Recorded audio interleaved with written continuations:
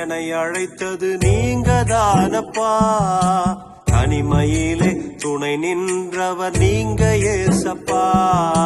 கருவறையில் என்னை அழைத்தது நீங்க தானப்பா. தனிமையிலே துணை நின்றவர் நீங்க ஏசப்பா.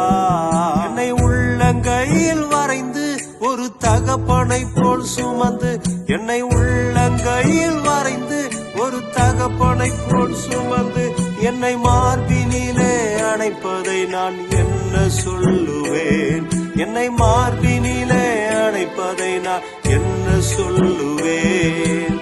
தகப்பனே ஆராதனை, மீட்பரே ஆராதனை.